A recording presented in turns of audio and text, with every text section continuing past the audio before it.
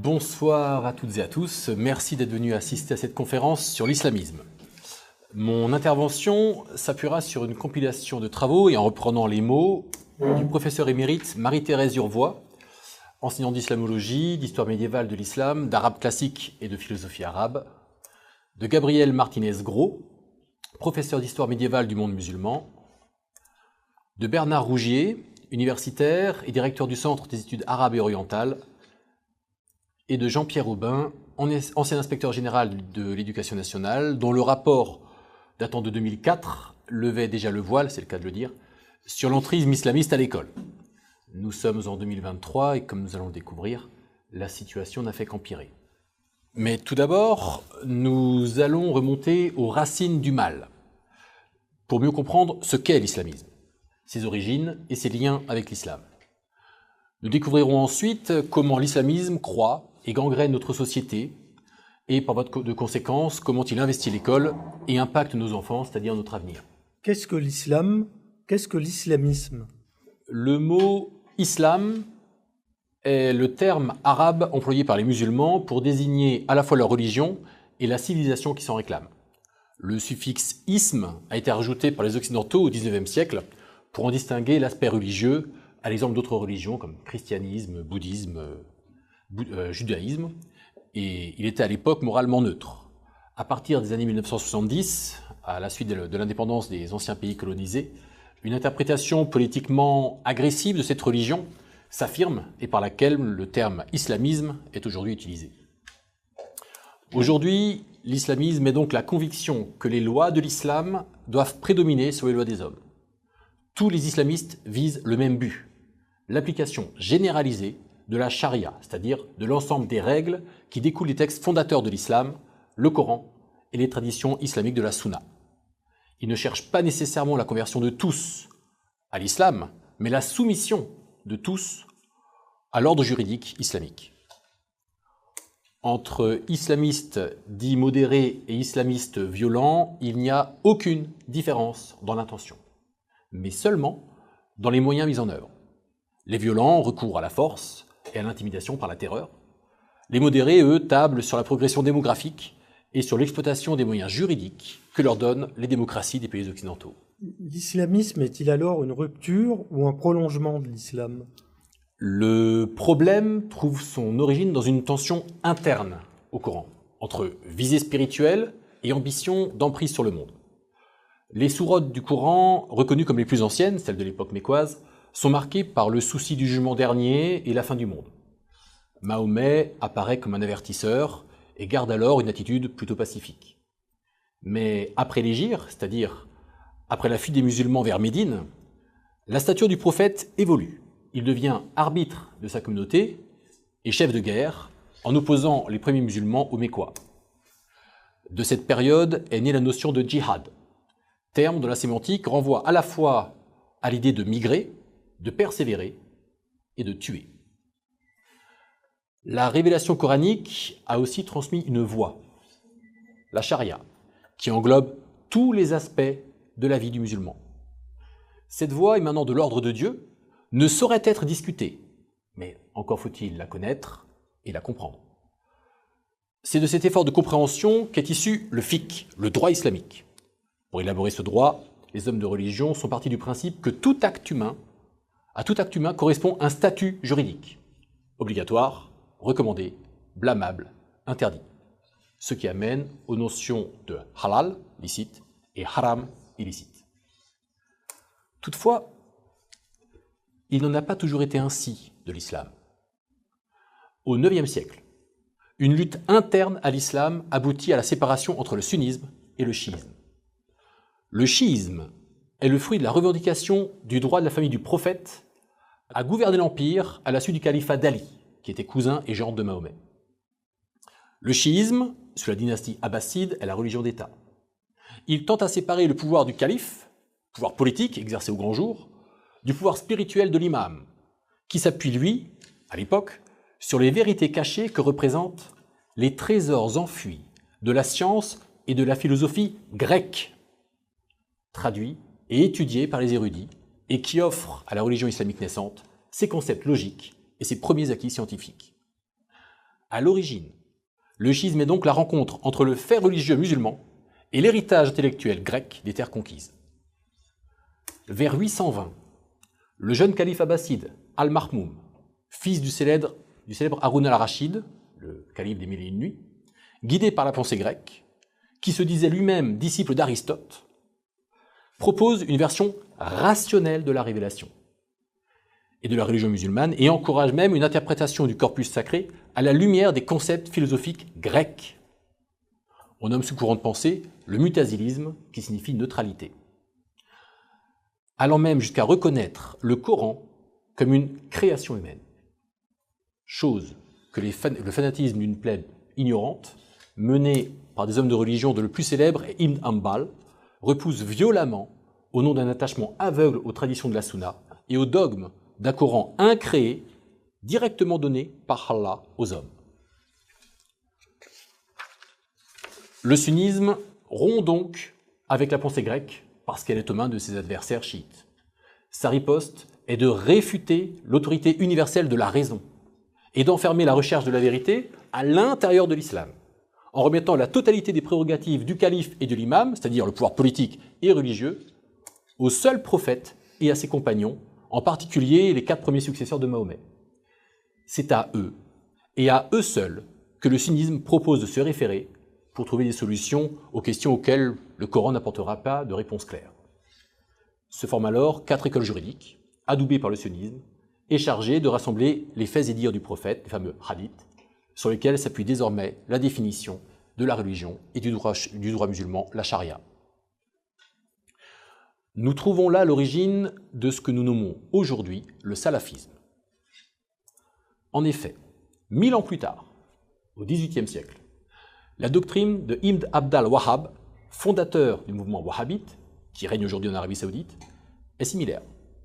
Pour trouver une réponse à une question, il faut se référer aux enseignements des pieux ancêtres, al-Salaf, car les prescriptions de Dieu sont valables en tout temps et en tout lieu. Aussi rejette-t-il lui aussi la raison, l'innovation et l'effort d'interprétation, car cela pourrait mener le musulman à l'incroyance.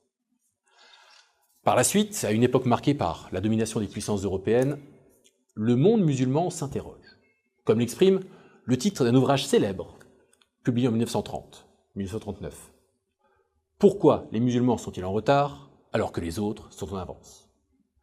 Certains musulmans chercheront la réponse dans l'imitation de l'Occident. Mais le réflexe le plus fréquent, aujourd'hui encore, sera au contraire de dire que cette infériorité n'est pas normale, puisque Allah lui-même a déclaré que sa communauté était la meilleure. La faute reviendrait donc aux musulmans, qui ne sont pas assez musulmans. Le wahhabisme et le salafisme, rejetons du hanbalisme, sont donc des révélateurs de l'aspiration de beaucoup de musulmans face aux difficultés de la vie, et pour qui l'islam est la solution. D'ailleurs, lorsqu'il est question de réformer l'islam, il faut bien comprendre que le terme « réforme » en français se traduit en arabe par « tajdid », qui signifie renouveau, mais aussi restauration. Comme l'affirme le juriste tunisien Ben Achour, je cite, « L'élan vers le tajdid se fait systématiquement par un retour vers les enseignements des ancêtres des premières générations de pieux musulmans, al-Salaf, par un raidissement de la pensée et par une plus-value de rigorisme. » Ainsi, depuis le XVIIIe siècle, et plus encore à partir des mouvements d'indépendance des pays musulmans dans les années 60, le renouveau islamique a favorisé le développement de diverses formes de fondamentalisme, plus ou moins violent, par une volonté de réforme au sens de restauration, de retour à la charia, de rejet de la raison et de refus des innovations qui mèneraient le croyant à l'incroyance, justement. Cette violence est-elle issue de l'islamisme ou de l'islam lui-même? Ce qui caractérise formellement le Coran est l'occurrence avec la même valeur théologique de quelques versets prônant la paix et de versets exhortant à la guerre. Versets que Dieu a fait littéralement descendre sur Mahomet. Le croyant ne peut d'aucune manière reprendre Dieu dans sa parole. Tous les versets, sans exception, sont acceptés et ne peuvent subir aucune révision humaine. Mahomet, lui, est le beau modèle à suivre. Or, à Médine, il décide de passer à l'offensive contre les Mécois pour subvenir aux besoins des croyants et se venger de ceux qui les ont chassés. Il s'en prend aussi aux Juifs de Médine, soupçonnés de pactiser avec ses ennemis. La Sira, c'est-à-dire la biographie officielle du prophète, affirme que seuls 4 Juifs se convertissent. Les autres sont décapités et les femmes et les enfants vendus comme esclaves. Mahomet est arrivé à Médine convaincu de l'harmonie entre son message et les écritures antérieures juives ou chrétiennes, mais les gens du livre l'ont récusé. Leur religion et leur communauté font donc l'objet de la colère de Mahomet. La guerre est donc une notion qui est apparue dès le commencement de l'islam. Au domaine de l'islam, Dar al-Islam, où s'applique le loi coranique, s'oppose le domaine de la guerre, Dar al-Harb, où le combat est un devoir religieux permanent pour tout croyant. Cette violence s'exerce par le djihad, contre les mécréants à l'extérieur du monde musulman, mais aussi à l'intérieur du domaine de l'islam envers les non-musulmans protégés, les dhimmis. Violence moins spectaculaire, mais non moins réelle, à travers des humiliations et un statut de citoyen de seconde zone. Concernant la violence terroriste, notons que le Coran utilise par 4 fois des expressions signifiant « jeter l'effroi » ou « lancer la terreur ». Et les recueils de hadiths fournissent des exemples très précis de punitions extrêmes ordonnées par Mahomet lui-même afin de susciter l'effroi et d'amener ses adversaires à se soumettre. La modération d'un musulman sera donc toujours le fruit d'une démarche personnelle, individuelle, et se mesurera à l'aune de la distance critique qu'il aura su prendre vis-à-vis de sa religion. Quelle place peut-on donner à l'islam en Occident ? On ne peut parler de l'islam concrètement dans le monde sans parler de son incarnation, la communauté des musulmans, la Oumma. Le concept de Oumma est dans le Coran, et donc d'origine divine et immuable. La Oumma est le parti d'Allah. Les musulmans sont durs avec les mécréants et miséricordieux entre eux. La Oumma doit obéir aux prophètes et ne jamais obéir aux gens du livre, juifs et chrétiens, qui la rendraient mécréante, car comme il est dit dans le Coran, celui qui imite un peuple en fait partie. Ce bref aperçu exprime la difficulté d'adaptation et d'assimilation de la Oumma quand elle sort de son territoire. Introduite en territoire d'infidélité, la Oumma exige de conserver son mode de vie et ses rituels. Elle bénéficie des fractures occidentales et les exploite pour développer un communautarisme conquérant. Celui-ci prospère sur une terre fertile, baignée de démocratie post-nationale, anticolonialiste, individualiste, offrant l'écosystème idéal au développement d'une minorité tyrannique agissant en réunion, la fameuse intersectionnalité des luttes. L'Occident s'est ainsi découpé en parts de marché communautaires. Pour gagner la part du lion, la stratégie islamique s'est déployée avec une visibilité accrue. En se posant en victime, elle se donne le droit de riposte. Au nom de la diversité culturelle, elle multipliera les qualificatifs infamants à l'égard de ses ennemis et de ceux qui osent une critique de sa croyance. Raciste, islamophobe, néocolonialiste. Cette stratégie islamique est théorisée et mise en œuvre au niveau mondial par l'ICESCO, l'Organisation islamique pour l'éducation, les sciences et la culture, une sorte d'UNESCO islamique. Il s'agit de la branche culturelle de l'OCI, Organisation de la coopération islamique qui regroupe 57 États musulmans dans le monde. En 2009, l'ICESCO a revu et corrigé le contenu du document présentant sa stratégie de l'action culturelle islamique en Occident, datant des années 2000. À la lecture de ce document, dont je fais une présentation vidéo détaillée sur YouTube, que je vous invite à visionner, il apparaît clairement que la stratégie et l'action de l'ICESCO s'opposent à l'assimilation de la population musulmane au peuple des pays d'accueil en Occident et œuvrent pour préserver et étendre ses spécificités culturelles et civilisationnelles. Comment cette stratégie prend-elle corps en Occident et plus particulièrement en France ? Pour répondre à cette question, nous allons nous référer aux travaux de Bernard Rougier, professeur des universités, auteur du livre « Les territoires conquis de l'islamisme », avec la participation de ses étudiants du Centre d'études arabes et orientales de l'Université de la Sorbonne Nouvelle, qui sont, dans leur grande majorité, d'origine maghrébine ou subsaharienne, eux-mêmes issus des quartiers et donc bien conscients des enjeux. Ce livre est l'histoire d'une prise de contrôle par des réseaux militants qui ont transformé nos banlieues en enclaves étrangères à tonalité islamiste. Ces réseaux occupent le terrain et par les moyens de la conviction, de la pression, de l'intimidation, ferme la possibilité d'une offre religieuse alternative ou même la capacité d'un individu de s'affirmer en dehors de tout référent religieux. Jusqu'à maintenant, cela a été traité par nos politiciens et par les médias comme des dérives individuelles ayant des motifs sociaux, économiques, psychologiques, au détriment de l'analyse sociologique et idéologique, au motif, bien sûr, de ne pas fournir à l'extrême droite des arguments supplémentaires à l'encontre des populations d'origine étrangère. Ainsi, la capacité des écosystèmes islamistes à modifier la vie des quartiers fait l'objet d'un déni de la part de nos élites, laissant la voie libre aux islamistes pour s'attaquer aux lieux de neutralité présumés que sont l'école, l'université, l'entreprise, jusqu'aux mairies, comme illustre l'exemple de Trappes. En France, 4 réseaux islamistes œuvrent quotidiennement à l'islamisation de pans entiers de la société française. Commençons par le réseau des Ikhwani, qui en arabe désigne l'appartenance au mouvement des frères musulmans. Né en Égypte en 1923, l'organisation s'est donné des objectifs multiples. D'abord, réislamiser les sociétés musulmanes, lutter contre l'Occident et combattre le mouvement sioniste. À terme, il s'agit pour les frères musulmans de conquérir l'État afin d'imposer les prescriptions de la loi religieuse, la charia. Si certains frères musulmans prônent le djihad, d'autres préfèrent une action réformiste et non violente en passant par l'investissement du tissu associatif et caritatif. Les frères musulmans sont présents dans l'ensemble des pays arabes, en Europe et en France, à l'instar de l'UOIF, mouvement frériste, devenu depuis sa dissolution l'UOIE pour Europe, basé désormais en Belgique et continuant ses activités.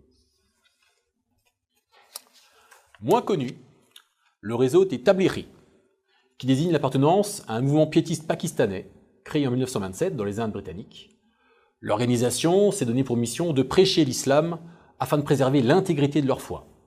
Ses membres règlent leur comportement sur celui du prophète Mahomet pour tous les aspects de la vie.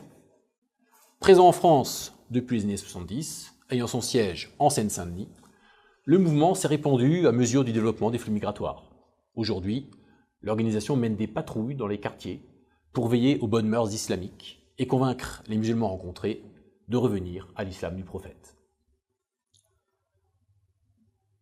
Le réseau des salafis, lui, renvoie aux pieux ancêtres, cette communauté fantasmée des premiers musulmans, parfaits, à laquelle le mouvement salafiste souhaite revenir afin de retrouver la pureté d'un islam non altéré par les interventions humaines ultérieures. Le salafisme s'appuie sur le hanbalisme, déjà évoqué précédemment, et se confond donc en partie avec le wahhabisme saoudien. Son projet pour l'Europe, et pour la France en particulier, tient en un programme de désécularisation de la société et d'un retour plus ou moins violent du religieux. Le salafisme est souvent une étape dans la trajectoire des musulmans intégristes, menant, en fin de compte, au djihadisme. Le réseau des djihadis, justement, est le 4e. Le djihadisme s'est constitué comme idéologie lors du djihad afghan dans les années 80. Il est composé de 2 courants distincts. L'un se concentre sur la défense du monde musulman, ainsi l'appel au djihad est lancé dès qu'un pays musulman est attaqué. L'autre courant, inspiré du wahhabisme, vise à établir la loi de Dieu ici et maintenant, en éliminant tout élément impur, musulmans laïcs, juifs, chiites, chrétiens, athées. En dépit de leurs différences, ces réseaux s'accordent à redéfinir par le religieux le lien entre les Français musulmans et la société française, en dissociant les musulmans de leur citoyenneté française, soit par la violence pour les djihadistes, ou par la piété ostentatoire, port du voile, burkini, barbu en camis, pour les salafistes et les tablighi. C'est en cela qu'une forme de séparatisme s'opère dans les territoires perdus de la République, mais aussi de manière de plus en plus visible dans toute la société française. Les frères musulmans, eux, ont une approche beaucoup plus subtile et sournoise, par une participation prétendument citoyenne, mais visant à modifier les politiques des États de l'Union européenne pour les adapter à une définition communautaire donnant la primauté à l'islam. Avec un certain succès, il faut le reconnaître, puisque l'Union européenne fait aujourd'hui la promotion du hijab.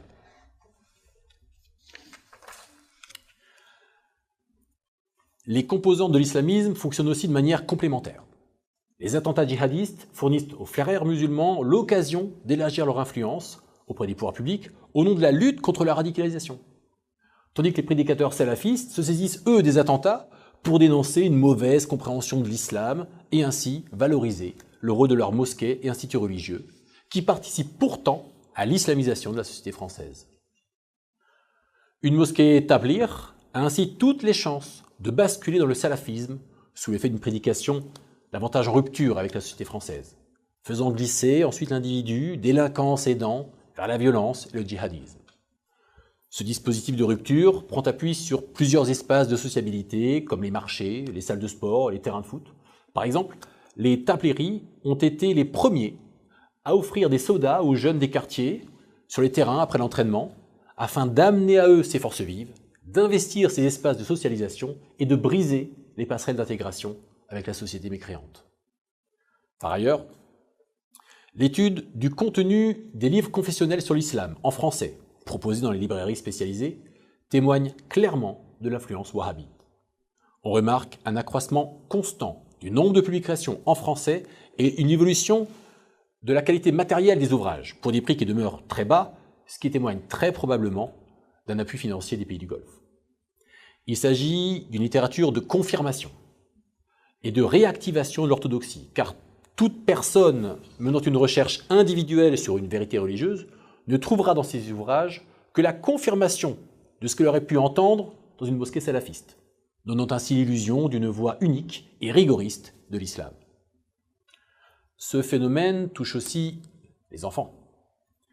Comme pour les livres pour adultes, la diffusion en très grand nombre d'ouvrages de jeunesse allant tous dans le même sens provoque un effet de submersion par manque d'alternatives. Les jeunes lecteurs sont progressivement conduits vers une interprétation rigoriste de l'islam. Et cette stratégie est appuyée par la vente de produits dérivés islamiques, vêtements, jouets, on se souvient des poupées sans visage dans les boutiques de Roubaix, ce qui contribue à faire penser aux clients que c'est la seule approche acceptable. Cela contribue aussi à diviser le monde et la société française entre ce qui est islamique et autorisé, halal, ce qui ne l'est pas et proscrit, haram. Par exemple, à la librairie Tawhid de Villeurbanne, vous pouvez trouver le livre intitulé « La voix du musulman » d'Abou Bakr al-Jazairi, qui explique entre autres qu'il faut tuer les apostats, couper les mains des voleurs, couper les têtes, que les pratiquants de la sodomie, il faut les tuer, comme les associateurs, les juifs, les chrétiens qui ne se soumettent pas. Vous pouvez aussi vous le procurer sur Amazon ou chez Décitre. Enfin, soulignons en parallèle l'essor de l'Internet islamique francophone depuis les années 2000, avec des sites d'information comme oumma.com ou des sites d'apprentissage de l'islam comme fatwaonline.fr ou encore des chaînes YouTube associées à des prédicateurs charismatiques, voire des chaînes de télévision sur Internet comme Islam et Info TV, ou encore une prolifération de comptes thématiques islamiques sur les réseaux sociaux. Au sein de cette offre devenue massive, le courant salafiste est là encore nettement majoritaire. Mais si nous constatons aujourd'hui l'essor de l'islamisme en France, c'est aussi du fait de l'inaction, de la lâcheté et des compromissions de notre classe politique et médiatique. En effet, sous couvert d'antiracisme, de décolonialisme ou d'intersectionnalité, la défense du musulman victime d'oppression islamophobe rejoint la défense du LGBT victime d'islamophobie, et celle des femmes victimes du patriarcat ou des personnes racisées victimes du privilège blanc. Les courants politiques de gauche, de LFI aux écologistes, et leurs relais médiatiques comme Mediapart, apportent une caution intellectuelle aux thèses islamistes et offrent ainsi une victoire politique symbolique aux frères musulmans.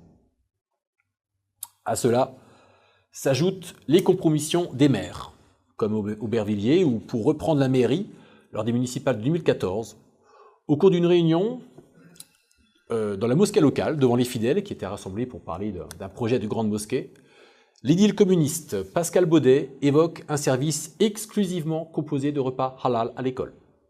Place en position éligible sur sa liste un imam frériste et nomme des membres de l'association musulmane locale à des postes clés de la municipalité. On parle même de caïds embauchés comme personnels municipaux. Comme c'est le cas dans d'autres municipalités où les maires doivent leur élection à semblables pratiques clientélistes, un système de pouvoir autonome a vu le jour, avec lequel les responsables politiques doivent ensuite composer sous peine de subir des sanctions, Incendie de véhicules, émeutes, menaces physiques, agressions. Celles-ci expliquant en grande partie la recrudescence de violence à l'encontre des élus dont s'émeut l'opinion publique. Des exemples comme celui-ci, le livre de Bernard Rougier en regorge avec moult détails. Il ne s'agit pas d'un phénomène marginal. Les étudiants de M. Rougier se sont aussi rendus à la mosquée de Mantes-la-Jolie et on peut assister aux leçons données en arabe par le cheikh Abdallah, d'origine marocaine mais résidant dans la banlieue lyonnaise. Ce cheikh enseigne doctement, je cite, « Il est interdit de ressembler aux mécréants, dans ce qui leur est spécifique, qu'il s'agisse des coutumes, d'adoration, d'allure ou de comportement, comme le fait de se raser la barbe ou de parler leur langue, sauf en cas de nécessité, de s'habiller comme ils le font, de manger ou de boire pareillement à eux. Ô croyants, n'établissez de liens d'amitié qu'entre vous. » Aujourd'hui encore, même s'il accompagne le développement d'Internet et des réseaux sociaux, la prédication salafiste se propage essentiellement par les mosquées. Les réseaux sociaux servent au contraire à afficher des positions modérées de façon à montrer patte blanche aux autorités. Quel est l'impact de ces phénomènes sur notre école et sur nos élèves? Nous avons déjà la réponse depuis plus de 20 ans. Le fameux rapport Aubin, du nom de cet inspecteur général de l'Éducation nationale, sur les signes et manifestations d'appartenance religieuse dans les établissements scolaires. Publié en 2004, mis sous le tapis par François Fillon et oublié depuis par tous nos gouvernants. Jusqu'à la sortie en 2020 du livre du même Jean-Pierre Aubin intitulé « Comment on a laissé l'islamisme pénétrer l'école », qui reprend, actualise et analyse les éléments de son rapport. Jean-Pierre Aubin donne d'emblée une donnée glaçante. Plus des 2/3 des collégiens musulmans déclarent de nos jours préférer obéir à la loi religieuse, c'est-à-dire à la charia, plutôt qu'à la loi civile.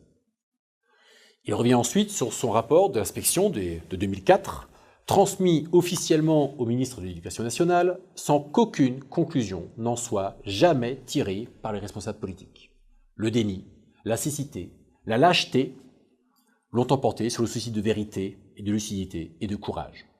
Dans la société comme dans l'école, dans le monde politique comme dans les établissements scolaires, partout, pendant 20 ans, la poussière a été systématiquement mise sur le tapis. Pour des raisons idéologiques, avec le développement à gauche, des salles des profs jusqu'au bureau du ministère, d'un courant de pensée qui, d'une manière ou d'une autre, font des immigrés et de leurs descendants des victimes, et donc en aucun cas des coupables. Pour Jean-Pierre Aubin lui-même, le déclic vint au début des années 2000, à la suite du récit d'un proviseur des faits qui lui décrit les brimades et les violences verbales et physiques dont ont été victimes ses élèves juifs, de la part d'élèves d'origine maghrébine, pendant de longs mois avant de devoir quitter son établissement. Depuis, des études ont permis de mettre des chiffres sur un véritable exode. En une quinzaine d'années, les 2/3 des élèves juifs de France ont quitté l'enseignement public pour aller vers le privé, le tiers restant ayant été regroupé dans des établissements réputés sûrs. C'est à ce moment-là que l'auteur prit conscience qu'une chose importante, grave, était en train de se produire dans notre pays. La montée, chez les jeunes maghrébins, d'un intégrisme identitaire, politique, religieux, violent, radical, obscurantiste, qu'on n'appelait pas encore l'islamisme. Du nord au sud de la France, des banlieues urbaines aux bourgs ruraux, l'inspecteur général Aubin et ses collègues observent les mêmes atteintes à l'enseignement. Refus ou contestation de certaines œuvres en français et en philosophie. Refus de certaines parties du programme en histoire et en biologie. Refus de dessiner ou de jouer d'un instrument. Refus de visiter un édifice religieux. Refus de la mixité en éducation physique, etc. Dans le domaine de la vie scolaire, là encore, ils notent tous les mêmes dérives. Revendication du pouvoir afficher sa religion par des signes et tenues vestimentaires. Demandes et provocations touchant l'alimentation, la prière, les fêtes religieuses, le refus de parents et de personnel de serrer la main d'une personne d'un autre sexe, de l'autre sexe. On leur décrit la surveillance et le contrôle parfois violent des garçons sur les filles, le prosélytisme agressif, les pressions sur ceux, élèves et même professeurs, soupçonnés de mécréance ou accusés de ne pas afficher suffisamment leur piété, les violences verbales, les agressions racistes et antisémites. Et tout cela au nom de l'islam. Dans le rapport de 2004, il est déjà écrit, je cite, « l'intégration sociale, culturelle et politique des populations issues de l'immigration maghrébine, car c'est bien de cela qu'il s'agit, nécessite de toute évidence un effort national, d'ensemble, soutenu et ciblé. Sur un sujet aussi difficile et aussi grave puisqu'il concerne la cohésion nationale et la concorde civile. Soulignons que deux qualités essentielles devraient davantage être recherchées, développées et promues chez les responsables à tous les niveaux. Ce sont la lucidité et le courage. Car pendant 20 ans, les aveugles et les couards ont permis à l'islamisme de continuer à pénétrer et à contaminer notre école. Aujourd'hui, les atteintes se multiplient et s'étendent à tout le territoire. Plusieurs milliers de signalements par an provenant de toutes les académies, avec sur le podium Créteil, Versailles, Grenoble, Montpellier. Ensuite, les incidents concernent pour plus d'un tiers le premier degré, y compris l'école maternelle, ce qui n'était pas le cas il y a 15 ans. Les élèves ne représentent que 57% des auteurs, car 22% des faits signalés sont désormais imputables à des parents, et surtout 12% sont le fait de personnel, ce qui ne laisse pas d'être inquiétant.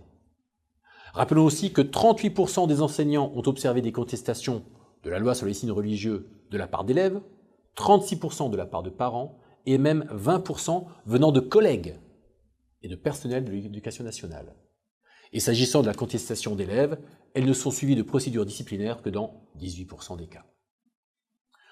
Aujourd'hui, l'influence croissante des salafistes se fait sentir. Moins de contestations politiques, davantage de revendications concernant les mœurs, les vêtements, la nourriture, le contenu des cours, une obsession de la pureté, un puritanisme pathologique et un obscurantisme affligeant. En voici quelques exemples. Dans les écoles primaires de certains quartiers, il n'est pas rare aujourd'hui de voir des garçonnets de 10 ans faire ramadan et des fillettes de 9 ans venir entièrement voilées, portant sous leur voile des vêtements noirs ne laissant visible que les mains et le visage. Les demandes concernant la nourriture se multiplient et prennent un tour obsessionnel. Ce n'est plus le cochon que l'on traque, y compris dans les bonbons, c'est le mot lui-même. Ainsi, ce directeur d'école, interpellé par une mère voilée, est venu protester parce que l'institutrice avait dit que son fils avait fait des cochonneries sur son cahier. Et ces nombreuses revendications de supprimer la lecture des 3 petits cochons, comme dans cette école de Seine-Saint-Denis où la directrice doit recevoir un groupe de mères voilées exigeant que les enfants musulmans ne soient plus contraints d'écouter ou de lire ce conte qui est contraire à leur religion. Et ce n'est pas la viande de porc que les parents intégristes rejettent aujourd'hui, c'est toute la viande qui n'est pas halal, qui est déclarée interdite. D'autres demandes s'attaquent à la mixité religieuse, revendication de vestiaires, de toilettes ou d'horaires de piscine séparés pour les garçons musulmans et pour les autres. Les circoncis ne pouvaient pas être mêlés aux non-circoncis. Un inspecteur d'académie, responsable d'un département du nord de la France, a confié avoir reçu un imam venu lui faire officiellement cette demande. Dans une école primaire du même département, on lui a signalé une manifestation d'élèves de CM1 dans la cour, au cri de Allahu Akbar. Les écoles maternelles ne sont pas épargnées, on a vu dans la vallée du Rhône des bambins institués d'eux-mêmes dans les toilettes, des robinets réservés aux musulmans et des robinets pour les non-musulmans. Et dans une autre, des enfants organisent dans la cour des jeux exclusivement réservés aux musulmans. Les actes de prosélytisme entre élèves, ou mettant en cause des personnels, sont plus discrets, mais on en décèle la trace lorsqu'un professeur met la main sur un livre religieux circulant entre des élèves, lecture toujours édifiante, pour les filles, le ressourcement des obligations de la soumission conjugale et des tâches domestiques. Pour les garçons, la description des 1001 châtiments corporels à infliger aux femmes et aux enfants qui ne filent pas droit. Une littérature en français, nous avons déjà parlé, traduite de l'arabe et écrite le plus souvent par des autorités religieuses de la péninsule arabique. Merci l'ICESCO. Jean-Pierre Aubin a aussi la lucidité de prendre en compte l'aspect démographique du problème. Il cite une étude américaine de 2017 qui arrive pour la France, selon 2 scénarios d'immigration les plus réalistes, au chiffre de 12 à 13 millions de musulmans en 2050, contre 6 millions en 2016 et 8 millions aujourd'hui, soit des proportions de 17 à 18% de la population française, contre 9% en 2016. D'autres projections avancent des chiffres semblables, comme l'étude de Jérôme Fourquet, qui note que 18% des enfants nés en 2016 sont dotés de prénoms musulmans, pour en déduire que les musulmans pourraient représenter 20% des Français demain. Dans un avenir proche, l'effondrement du catholicisme se confirmant, la religion musulmane pourrait devenir la première de France. C'est déjà le cas dans nombre de communes et de territoires. Une autre enquête a été conduite par 2 sociologues du CNRS qui ont interrogé 7000 lycéens de seconde afin d'évaluer leur éventuelle pré-radicalisation, c'est-à-dire le fait d'avoir une vision intégriste de la religion et la conviction que la violence est légitime pour l'imposer. Cet état d'esprit ne se retrouve heureusement que chez 4% des lycéens interrogés. Mais le chiffre triple chez les élèves musulmans. Extrapolé au niveau national, ce résultat conduit à penser que les jeunes musulmans pré-radicalisés, et donc prêts à en découdre pour imposer leur vue, seraient au bas mot 120 000 en France. Dans un autre registre, d'après l'enquête PISA de 2018, les jeunes Français de souche ou de branche y obtiennent un score très élevé, du niveau de Taïwan ou du Danemark, tandis que le score des enfants d'immigrés lui est inférieur de 9%, et celui des immigrés récents inférieur de 18%. D'après l'enquête PISA de 2022 cette fois, les élèves issus de l'immigration sont, toutes proportions gardées, 2,5 fois plus représentés que les autochtones parmi les élèves les moins performants. En d'autres termes, l'immigration massive, principalement arabo-musulmane, plombe notre école et est grandement responsable de la baisse de niveau dramatique qui s'observe aujourd'hui, soit directement de par le faible niveau d'un grand nombre d'élèves issus d'immigration, soit indirectement du fait des perturbations, des incivilités, voire des violences, et de la dégradation du climat scolaire dont ils sont responsables. L'éducation nationale n'a pas diffusé les chiffres et les résultats pourtant éclairants de ces études, comme c'est souvent le cas sur les sujets qui fâchent. C'est hélas impensable pour elle. Pourquoi ? Simplement parce que la question religieuse, en particulier dès qu'il s'agit de l'islam, reste un véritable tabou dans l'éducation nationale. Les faits rapportés ne sont pas niés, mais la critique porte sur le danger de les rendre publics car risquant de stigmatiser les musulmans et de faire le jeu de l'extrême droite. Comme pour la violence scolaire de l'année 90, de bons docteurs viennent nous rassurer. Tout cela ne concerne qu'un petit nombre d'établissements, avant de devoir constater 10 ans plus tard que le mal s'est répandu partout. Ce silence n'est pas le résultat d'instructions secrètes venues du ministère ou du recteur, c'est bien pire. Il s'agit d'une sorte d'imprégnation culturelle, d'un consensus moral régnant dans l'institution, le fameux pas de vague. Bien peu moral au demeurant, car fondé sur la peur pour certains, tandis que d'autres sombrent dans le relativisme culturel, et que d'autres encore en viennent à afficher leur islamophilie, comme ce proviseur qui confie à une revue musulmane locale que tout son lycée mange halal à la cantine, y compris les non-musulmans. Ou encore dans un collège de Bourgogne, où la ration scolaire a été organisée autour de tables pour musulmans et de tables pour non-musulmans. À côté d'enseignants et de chefs d'établissement clairs dans leur tête, et qui réagissent avec calme et détermination, d'autres sont toujours dans le désarroi, la confusion, l'improvisation, la fuite. Ceux-là, aujourd'hui comme hier, sont désarmés et très peu soutenus. Le manque de formation à la gestion de ces incidents est dramatique. Chacun en est réduit à improviser dans son coin, certains avec talent, d'autres de manière catastrophique. Et ce n'est pas le vade-mecum La laïcité à l'école, distribué en 2021, en guise de réponse de l'institution, qui va améliorer les choses, puisqu'on y trouve tout et son contraire. Par exemple, fiche 17. Application de la laïcité à l'école maternelle élémentaire. Je cite. La loi sur les signes religieux s'applique à l'ensemble des écoles et des établissements d'enseignement scolaire public. Elle s'applique à l'intérieur des écoles et des établissements scolaires, et plus généralement à toutes les activités placées sous la responsabilité des établissements ou des enseignants, y compris celles qui se déroulent en dehors de l'enceinte de l'établissement. Sorties scolaires, cours de PS, etc. Ce texte va donc dans le sens d'une interdiction du port du voile islamique lors des sorties scolaires. Mais un peu plus loin, fiche 22. Port de signes religieux par les parents d'élèves, je cite. Il résulte des termes mêmes de la loi qu'elle ne s'applique pas aux parents d'élèves entrant dans l'école ou l'établissement. La charte de laïcité dans les services publics indique que les usagers peuvent exprimer leurs convictions religieuses. Tout en précisant un peu plus loin, les usagers du service public doivent s'abstenir de toute forme de prosélytisme. Phrase illustrant parfaitement l'incohérence et l'hypocrisie actuelle qui ouvre la porte à l'entrisme islamiste en autorisant le port de vêtements islamiques par les parents, tout en leur demandant de s'en abstenir. Pourtant, pour Jean-Pierre Aubin, quelque chose a changé dans le paysage et a tout bouleversé. C'est que la France est en guerre contre des groupes armés se réclamant de l'islam, en Afrique, au Proche-Orient, et que cette guerre s'est propagée sur d'autres sols, où des soldats en armes protègent désormais les écoles juives, les synagogues, les églises, les gares, les marchés de Noël. Et surtout, un professeur est mort décapité par un islamiste devant son école. Jean-Pierre Aubin, homme de gauche revendiqué, reconnaît que le multiculturalisme, encouragé par nos élites et qui devait s'insérer harmonieusement dans le monde économique libéral, nous mène au chaos. Car la mise en œuvre de cette doctrine ne débouche nullement sur une émancipation des individus, notamment des femmes, mais à l'inverse sur leur enfermement communautaire. Le communautarisme devient partout le destin du multiculturalisme.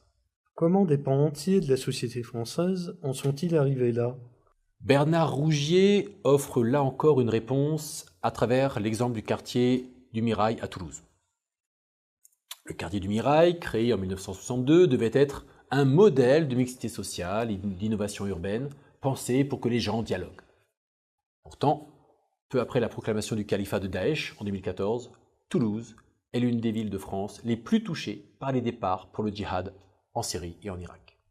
Des hommes, aussi bien que des femmes, résidents du quartier des Isards ou du Mirail, des jeunes de bande comme de familles sans histoire, des dealers comme des étudiants, et d'autres, devenus tristement célèbres comme Fabien Klein, responsable des attentats du 13 novembre 2015, et Sabri Essid, mentor de Mohamed Merah. Ces quartiers sont devenus de véritables fabriques de terroristes. Comment? Depuis la fin des années 80, la désillusion est patente. Les cités de Bellefontaine, la Régnerie, Bagatelle accueillent une population de moins en moins diverse. La délinquance qu'elle génère, les trafics de drogue, le chômage des jeunes dû à leur très faible niveau de qualification caractérisent la zone. Les familles pauvres d'origine marocaine, algérienne, tunisienne ou subsaharienne sont surreprésentées depuis que les résidents d'origine espagnole, basque ou italienne ont quitté, ont fui, ont été chassés de ces quartiers. À la même époque, à Artigat dans l'Ariège, a élu domicile le cheikh Olivier Corel, de son vrai nom Abdulillah al-Dandachi. Après un passage en Afghanistan pour rejoindre la lutte contre l'armée soviétique au début des années 80, Olivier Corel emménage avec sa femme, des membres de sa famille et des amis venus d'Algérie, de Syrie, d'Arabie Saoudite, des camarades afghans, des convertis européens, et fonde en pleine campagne une communauté dont le mode de vie est calqué sur l'entre-soi salafo-djihadiste expérimenté en Afghanistan. Les femmes portent le niqab, les hommes chassent les visiteurs à coups de pierre. Corel garde des liens étroits avec des responsables du GIA algérien et durant les années 90, il cherche à devenir imam dans les mosquées du quartier du Mirail, mais ses discours effraient même les musulmans locaux à l'époque. Cependant, au cours des années 90, justement, les frères musulmans et les tabléris font un intense travail de prédication auprès des jeunes désœuvrés. Puis, à partir des années 2000, viennent s'ajouter les prédicateurs salafistes. Nombreux, alors, sont ceux qui se rendent à Artigat pour écouter les prêches d'Olivier Corel, surnommé l'émir blanc. Dans les cités du nord de Toulouse, la machine à prédication est étroitement liée au milieu de la drogue. Les acteurs de l'un étant souvent les membres des réseaux de l'autre. Les imams de ces salafo-délinquants affirment que la vente de stupéfiants aux mécréants, aux Français koufars, est licite, halal, car elle affaiblit l'ennemi et finance la cause de l'islam. Le prédicateur Anwar al-Awlaki affirme même que voler son ennemi n'est pas seulement permis, c'est une obligation. Cela offre ainsi une forme de rédemption aux délinquants, une façon de redresser leurs péchés. Et de plus, grâce à leurs ressources propres, accès aux armes, capacité de financement, culture du secret et des caches, ces criminels ont tous les prérequis nécessaires pour passer un jour à l'action terroriste. À partir du début des années 2000, Mohamed Merah et son frère sont présentés à Olivier Corel, tandis que la famille Klein vient s'installer au Mirail. Tous affichent de plus en plus leurs convictions religieuses et donnent une visibilité nouvelle à l'islam radical des cités. Les femmes ne sortent plus qu'en niqab, on les désigne comme le gang des Belphégor. Les polémiques autour du voile à l'école donnent l'occasion aux frères musulmans d'être à la pointe de la contestation au nom de la défense de l'islam. Les mouvances islamistes s'accordent alors sur le rejet de la laïcité et la dénonciation de la menace qu'elle ferait peser sur les musulmans. S'affirment alors dans ces quartiers des codes socioculturels en rupture avec la société française. L'objectif final des islamistes étant de les transformer en enclaves dont ils auraient le contrôle. Ainsi, dans les cités des HLM, ils font du porte-à-porte et formulent aux femmes des rappels à la pudeur, la nécessité pour elles de se voiler, de pratiquer la religion conformément aux injonctions salafistes. Porter le djilbab change le statut de la jeune fille, car il l'inscrit dans les frontières du sacré. Elle devient alors immunisée contre les risques d'agression et de viol. Ce qui n'est pas le cas de la femme occidentale qui, elle, devient une proie. Il convient aussi, en parfait accord avec les documents de l'ICESCO, cités précédemment, de se prémunir contre tous les comportements d'assimilation à la mécréance. En réaction à la loi sur l'interdiction des signes religieux à l'école, de 2004, une école hors contrat est créée, niveau collège, qui accueille principalement des filles. Les cours de musique y sont proscrits.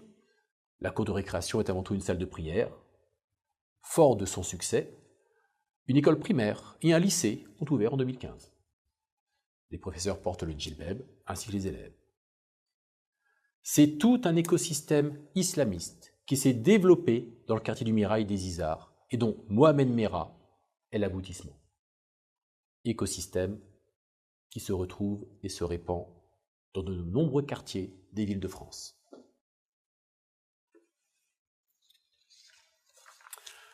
Suite à ce formidable travail d'investigation au cœur des cités, pour Bernard Rougier et ses étudiants enquêteurs, le djihadisme ne peut en aucun cas être pensé comme résultant de trajectoires individuelles ou hasardeuses. Il n'y a pas de loup solitaire. Tout au contraire, il s'inscrit dans des ancrages locaux où tout ce que l'on observe au quotidien est mis en adéquation avec la charia et en opposition avec la société française mécréante. Il faut bien comprendre que l'islam est pourvu de deux facettes, civilisation et religion. Deux aspects nécessaires pour permettre un remplacement de civilisation, qui est amplifié d'une part par les revendications de plus en plus pressantes auxquelles nos politiciens cèdent trop facilement, et d'autre part en raison d'un Occident qui encourage ouvertement sa propre fin. Ainsi, le Conseil de l'Europe a pris position il y a longtemps lorsqu'il a déclaré, je cite, « Les nouveaux arrivants ont le droit de garder leur culture et leur identité ». Et affirme encore, en 1991, la contribution de la civilisation islamique à la culture européenne. Ou encore en 2010, que les musulmans sont chez eux en Europe. L'erreur tragique de l'Occident est de croire que tout ce qui est islamique est religieux. La vérité est que l'islam est infiniment plus vaste que le terme religieux, car il organise tous les actes des croyants dans le monde et dans l'au-delà. Comme le dit Al-Qardawi, prédicateur des frères musulmans et membre du Conseil européen de la Fatwa, je cite, « Le monde a un besoin urgent d'un nouveau message porteur d'une nouvelle civilisation universelle, morale, croyante, qui réunisse foi et science, matière et esprit, coordonne liberté de l'individu et intérêt du groupe. Rien en Occident n'est porteur d'un tel message. Le seul porteur, c'est l'islam. L'islam est la solution. » Le fond du problème est que les islamistes et les musulmans ordinaires s'abreuvent aux mêmes sources. Les textes de référence sont uniques. Rien au monde ne pourrait changer l'esprit de l'islam et de l'islamisme, binôme génétiquement non modifiable, car tributaire du même divin et alimenté par les mêmes sources, le Coran et la Sunna. Alors, un islam des Lumières est-il possible ? Les mots laïcité, république, intégration, modernité n'ont aucune résonance dans la conscience religieuse islamique, car ces notions n'y ont pas de statut juridique. D'où la tentation constante de soumettre la laïcité, la république, la modernité à l'islam. Bref, d'islamiser tout ce qui est non islamique. Et si l'on prend l'exemple de la fameuse charte du CFCM signée en 2020, il s'agit d'une déclaration de musulmans en terre d'infidélité à des infidèles, qui n'a donc aucune valeur d'après les traités de droit islamique. L'expression « Islam des Lumières » sera donc une franche usurpation de titre, tant que l'islam dominant ne sera pas prêt à expurger du Coran et des traditions prophétiques tout ce qui lie les musulmans à la violence. En outre, certaines valeurs fondamentales de l'islam religion sont incompatibles avec le christianisme, telle la relation entre Dieu et l'homme, l'un basé sur la soumission et le djihad, l'autre sur l'amour et la liberté. Parallèlement, certaines valeurs fondamentales de l'islam civilisation sont incompatibles avec l'Occident, telles le statut inégalitaire entre croyants et non-croyants, entre hommes et femmes, entre hommes libres et esclaves. On ne serait donc engagé de dialogue qu'avec des musulmans libres du carcan chariatique, des hommes, des femmes, mais non un système communautaire. Oui, il peut y avoir des Français musulmans, mais non, il ne peut y avoir en État d'islam de France. Les musulmans sur lesquels on peut compter sont ceux qui ont ramené leurs croyances à la sphère privée et personnelle. Ces musulmans-là sont assimilables dans toute société moderne. Or, circonscrire l'islam à la sphère privée est la seule voie de salut pour éviter une confrontation religieuse sanglante sur notre sol, dont les prémices se font déjà sentir, avec près de 300 morts en France, 2000 morts en Europe, et avec 30 000 attentats islamistes dans le monde depuis 2001, près de 150 000 victimes au total, soit 20 morts par jour pendant 20 ans, victimes de l'islam radical. Et c'est sans compter le nombre multiple de blessés. L'Occident est aujourd'hui consumé par le doute sur les valeurs de sa civilisation, dévasté par les idéologies d'importation telles le wokisme et par celles cultivées par ses propres élites, avides de mythes exotiques, du bon sauvage d'hier au bon migrant d'aujourd'hui. Il est surtout miné par un multiculturalisme obsessionnel et l'adoration des droits de l'autre, avec force repentance et autoflagellation. Comme le disait jadis Cicéron, on accueille les barbares au nom de l'hospitalité, on masque nos lâchetés avec la convivialité, parce qu'on veut mourir en s'amusant. Est-il encore possible d'éviter ce destin funeste ? Il est toujours possible de retourner une situation qui peut sembler dramatique ou sans issue. L'histoire de France est jalonnée de tels événements, la bataille de Bouvines, l'épopée de Jeanne d'Arc, la Marne en 14, la France vaincue en 40 et vainqueur en 45 grâce au général de Gaulle. Mais il est évident qu'un changement de politique, en matière d'immigration notamment, est nécessaire.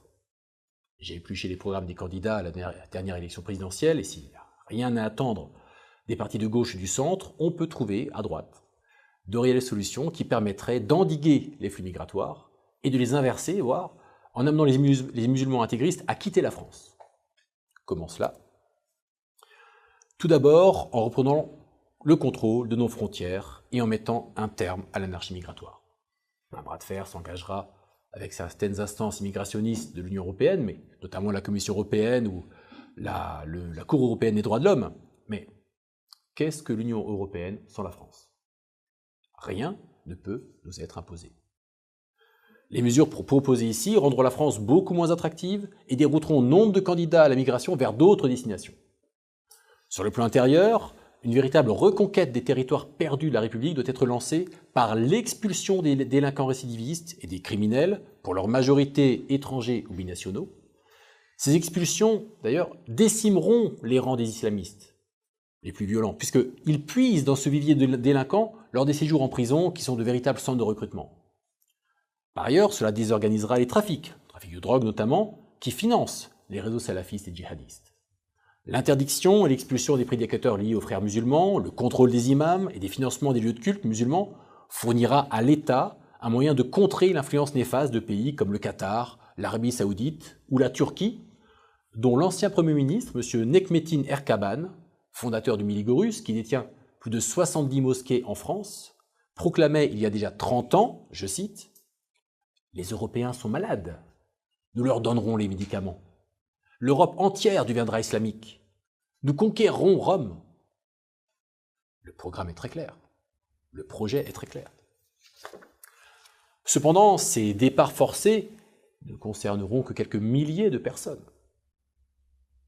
C'est là qu'intervient le principe islamique de la hijra.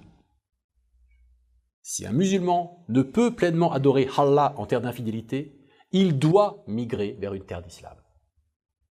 Il s'agit donc, en France, d'interdire le port de vêtements islamiques dans l'espace public, voile, hijab, djilbab, abaya, camis pour les hommes, hormis pour les imams et pour les fidèles le vendredi aux abords des mosquées. De mettre fin aux dérogations pour les abattages rituels en faisant strictement appliquer les directives européennes qui prévoient l'étourdissement de l'animal avant la mise à mort. D'interdire la construction de mosquées cathédrales et de minarets. D'interdire et de sanctionner les prières de rue. D'imposer des prêches en français et non pas en arabe. Prêches dans lesquels il sera interdit de faire référence aux versets du Coran ou aux hadiths appelant à la guerre, au meurtre ou à la violence envers les juifs, les chrétiens, les femmes, les homosexuels.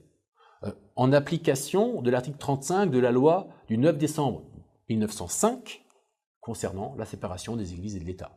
Ça ne date pas d'hier. Toutes ces contraintes ramèneront et limiteront l'islam à sa dimension religieuse dans la sphère privée. Les codes socioculturels islamiques qui tendaient à séparer les musulmans de la société française se trouveront de fait abrogés et les Français musulmans, notamment les femmes, pourront enfin s'en libérer sans crainte de représailles de leurs coreligionnaires intégristes, lesquels, ne pouvant plus pratiquer en France leur islam rigoriste, seraient amenés à suivre le précepte islamique de la hijra et à migrer vers une terre d'islam. Évidemment, tout cela ne se fera pas sans heurts. Des émeutes, comme en 2005, c'est à prévoir dans les cités, voire des actions terroristes de représailles. Emmanuel Macron lui-même, lors du débat du second tour avec Marine Le Pen, avait répondu au sujet de l'interdiction du voile dans l'espace public, je cite, « Vous allez créer la guerre civile si vous faites ça. » Quel aveu! Quelle capitulation! Face au nazi-islamisme, nos dirigeants réagissent comme en 1938. Vous aviez à choisir entre le déshonneur et la guerre, vous avez choisi le déshonneur et vous aurez la guerre. Car toute cette conférence nous démontre bien que nous sommes déjà en guerre. Il nous appartient de la mener et de la gagner. Cela dit, il n'y aura sans doute pas d'évolution majeure dans la politique de nos gouvernants avant plusieurs mois ou années. Pourtant, nous pouvons et nous devons, dès aujourd'hui, fourbir nos armes dialectiques pour préparer les esprits de nos compatriotes au changement que nous appelons de nos voeux. Je m'explique. Nous avons vu comment l'islam, et en corollaire l'islamisme, se répandait en Europe et en France de manière de plus en plus agressive et violente depuis les années 2000. Et ce, quasiment sans entrave, car l'islam est encore aujourd'hui présenté par les grands médias comme une religion de paix et d'amour. Ceci en reprenant donc les termes habituellement usités pour le christianisme, faisant passer l'islam pour un christianisme oriental. Sa critique passe alors immédiatement pour de l'islamophobie ou du racisme. Les attentats islamistes, la violence de l'islam à travers le monde, de Boko Haram en Afrique à Daesh, en passant par la répression des mollahs en Iran, sont présentés comme des dérives de l'islam, voire une antithèse de l'islam, alors qu'ils n'en sont que l'expression à travers le djihad, qui, rappelons-le, est un devoir religieux pour tout musulman. La mise en œuvre de mesures contraignantes visant à restreindre l'islam en France, à sa dimension religieuse dans la sphère privée, nécessite donc au préalable de préparer les esprits des Français mal informés sur la nature réelle de l'islam. Or, les médias classiques sont acquis au multiculturalisme et les réseaux sociaux ont une influence limitée du fait de leur fonctionnement en bulle.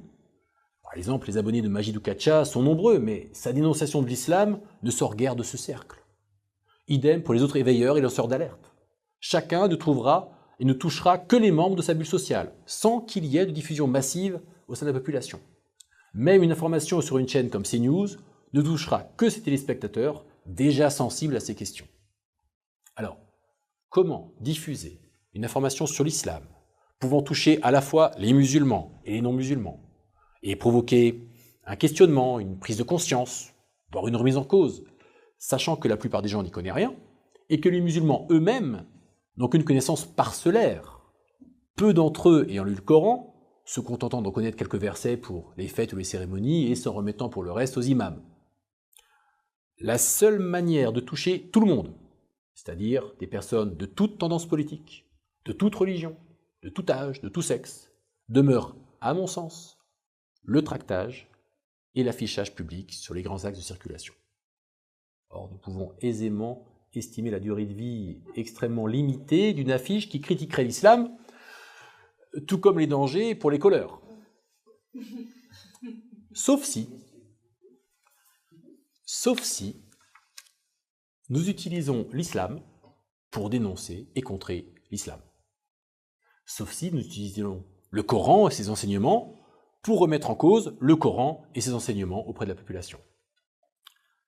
Voici quelques exemples de problématiques posées sous forme de questions, auxquelles nous répondons implicitement en proposant uniquement des versets du Coran, dont le verset 1 de la sourate 15, en guise d'introduction pour bien insister sur le caractère explicite du Coran.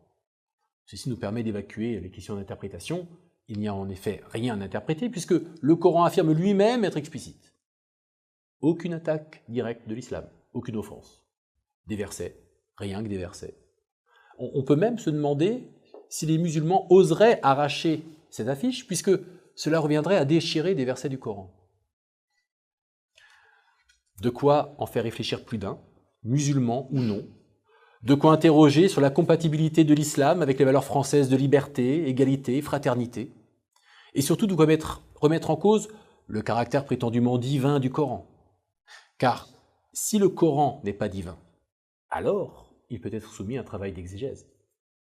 Ainsi, nous préparons les esprits à une remise en cause de l'islam en France et à la mise en œuvre des préconisations proposées précédemment. Ironie de l'histoire, c'est que d'une certaine manière, en recherchant ainsi à imposer une réflexion sur le sens du Coran, nous reprenons et poursuivons l'œuvre du calife Al-Mahmoum et des Mutazilites, violemment interrompue par les premiers islamistes il y a de cela 1000 ans. Et nous avons parlé en début de conférence. Ainsi, la boucle est bouclée, la conférence s'achève, elle nous aura permis de comprendre comment pendant 40 ans, nos gouvernants ont laissé croître l'islamisme en France, par déni, par calcul, par lâcheté. Aujourd'hui, notre pays court un péril mortel. Il nous appartient à nous, Français, patriotes, d'agir pour la reconquête de nos villes, de nos quartiers, de nos écoles, de notre avenir. Je finirai par une citation d'Ernest Lavis, grand historien et chantre du roman national français. Les hommes qui, depuis des siècles, vivent sur la terre de France, ont fait une œuvre à laquelle chaque génération a travaillé. Un lien nous rattache à ceux qui ont vécu, à ceux qui vivront sur cette terre.